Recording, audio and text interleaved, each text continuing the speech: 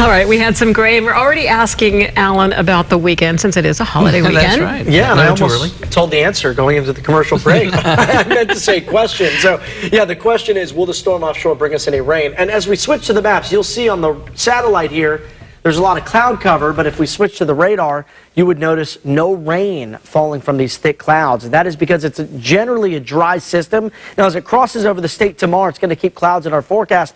And eventually, as it moves to the east and to the southern plains, this is going to be a severe weather player as we head towards the weekend and early next week. Here locally for us, though, a lot of cloud cover is still hanging in place across the south coast. In fact, many coastal areas, many of the valleys still seeing that thick, dense overcast. Santa Barbara hovering in the low 60s over the past couple of hours. 62 right now in Santa Maria. San Ynez, Paso, there's some sunshine in these valleys, but sort of a filtered, hazy sunshine kind of a day. 63 in San Ynez and 66 in Paso Robles. How about earlier this afternoon? Well, daytime highs were below average up and down the coast today. High 60s in Santa Ynez earlier in the week. We were in the 80s. Santa Barbara today, just 66 degrees for both Goleta and the Santa Barbara station. 65 in San Luis Obispo and 73 in Paso Robles.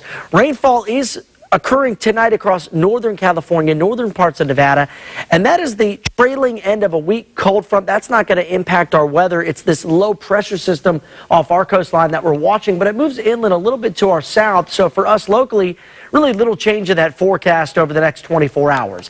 Then as we head towards the weekend, high pressure bubbles in from the west, and that does produce a modest warm-up. Temperatures up maybe 5 to 10 degrees by the time we hit Sunday as compared with what we'll see tomorrow. And speaking of tomorrow, here's your Friday forecast. 66 in Santa Barbara, 64 for Goleta, and 62 by the afternoon in Carpinteria. Central Coast numbers mostly in the 60s, farther inland out towards Cuyama, New Cuyama, highs here into the lower 70s. Looking up to the north, 71 in Paso, 71 in Atascadero, a cool 58 for Morro Bay, and 64 tomorrow in San Luis Obispo.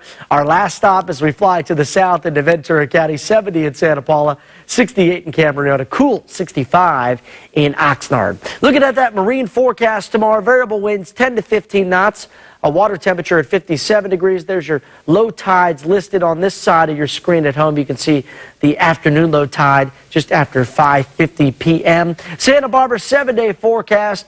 We see a little better clearing as we head towards Saturday and Sunday, but still some clouds and fog for the morning hours. Easter Sunday, that's when temperatures are at the warmest at 74 degrees. Still nice Monday, and then we cool things back down as we head towards the middle of next week. Ventura, here's your 7-day forecast. We could see a little bit of patchy drizzle tomorrow morning out across Ventura County because of a deepening marine layer type of a situation. Shouldn't really amount to much in terms of measurable rain. It might just sort of wet the grasses and pavements and make it a little slick as you head out the door to work tomorrow morning. Santa Maria 7-day forecast, 64 tomorrow, a little warmer than that on Saturday, and then 70s return for 2 days, Sunday and Monday, and in Santa Ynez, high 60s tomorrow. That's about 10 degrees off the average mark for this time of the year. By Sunday, we're back to near average. So Easter Sunday looking fantastic, especially in the valley. Should see a lot of sunshine by the coast. Might just be a little